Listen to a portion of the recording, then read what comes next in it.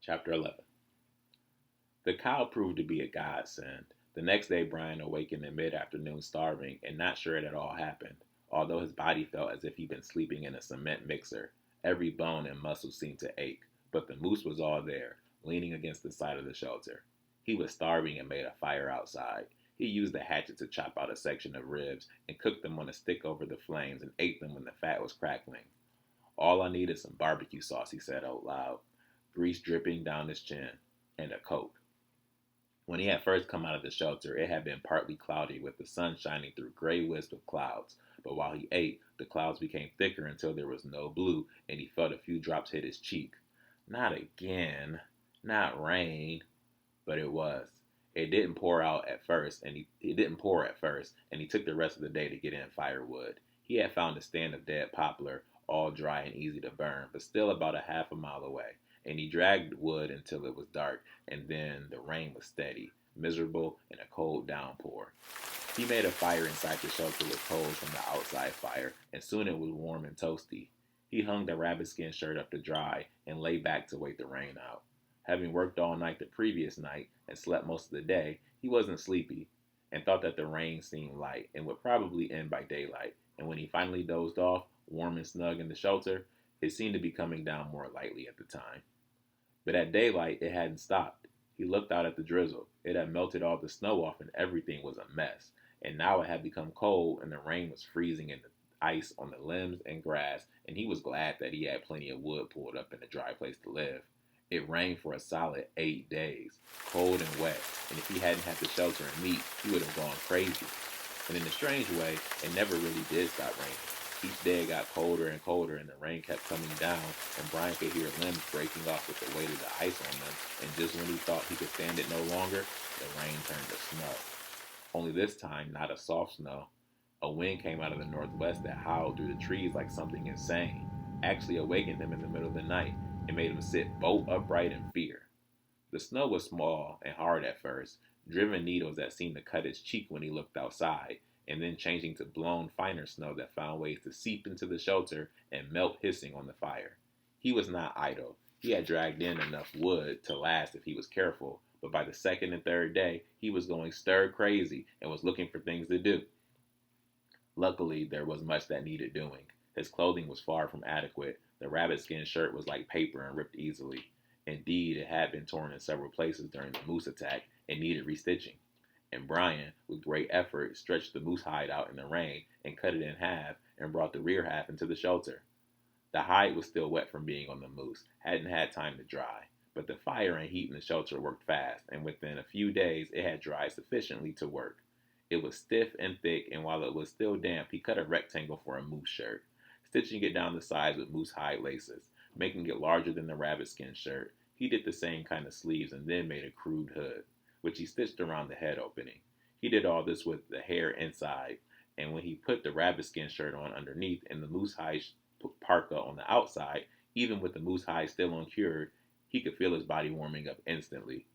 He also nearly went down with the weight. He figured the coat weighed at least 30 pounds, maybe more, and decided he wouldn't be doing much running in it. The snowstorm lasted three days on top of the rain, and Brian worked on his weak spot, his hands. He used moose hide and made a pair of crude mittens by using his hands for a pattern and a piece of charcoal to draw on the hide. The thumbs were so large he could almost stick his whole hand in the thumb hole. These he made with the hair side in, and fashioned them large enough to allow a second set of rabbit skin mitts to be worn inside. The mittens were so big they kept falling off his hands, and he used moose hide to make a cord that went over his shoulders and held the mittens up if he relaxed his hands. This was all hard work and kept him busy for days. But worse work was the hide. As it dried, it started to harden, and it turned into something very close to a board. He worked it back and forth over a rounded piece of wood as he done with the lacing, and this process, trying to soften the dry moose hide, took longer than sewing up the clothing. And in the end, he had to settle for less than he wanted. He had the hide loose where it counted in the armpits and elbows and the hood, but much of the rest of it was only half supple, stiff enough so that he felt as if he were wearing a coat of armor, and still stiff though. He worked on it for hours when at last the storm ended. Brian expected to be snowed in, but in fact it was only 8 or 9 inches deep. It had been a fine driven snow and hadn't accumulated to any depth, but it was blasted into everything. Many of the trees had a full 6 inches sticking out to the side of the tree, where the snow had been driven by the wind.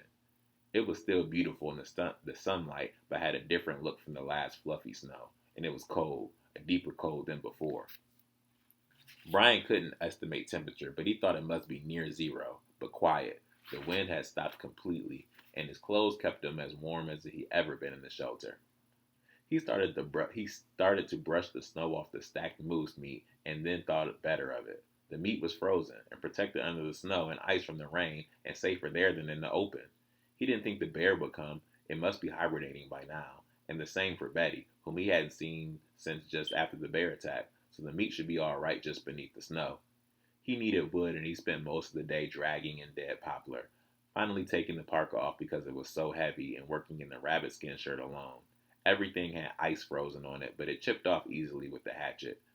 When he had a good stack, enough for another week, he was definitely gun shy now about storms. He chopped some meat off of one of the back legs of the moose for stew and settled in for another night of rubbing the hide of his parka to soften it. And he wondered that night, the night of 94, the night of day 94, if this was it. Was this all winter would be? Eating meat and rubbing hide and waiting for the next rain to turn into snow? Scene. So in that chapter, we see Brian trying to basically get adjusted to his new life in the winter. And it seems that the climate or the way that the weather is going to be in the forest for the winter is that it's going to be a lot of precipitation, meaning that there's going to be a lot of rain and a lot of snow.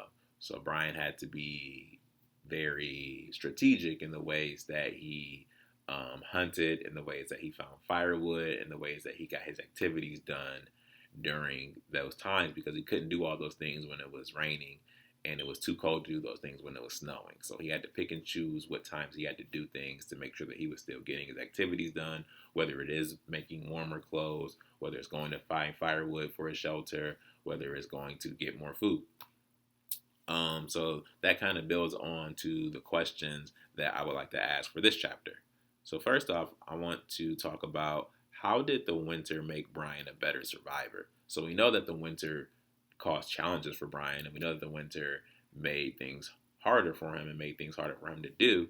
But with that, that's usually how people become better at things. So, when you're doing some classwork or you're writing something or you're doing some math, it's really hard at first. But because it's hard and it challenges you, it makes you even better at it. So it makes you a better writer, it makes you a better reader, it makes you a better mathematician. So the same thing for Brian. Surviving in the winter was hard at first because it brought all these things on him.